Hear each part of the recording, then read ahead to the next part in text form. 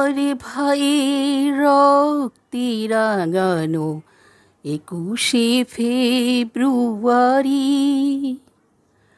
আমি কি ভুলিতে পারি। ছেলেহারা শত মায়ের অশ্রু গড়াই ফেব্রুয়ারি আমি কি ভুলিতে পারি।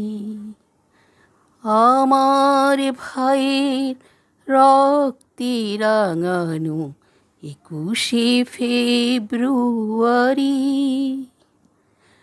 আমি কি ভুলিতে পারি।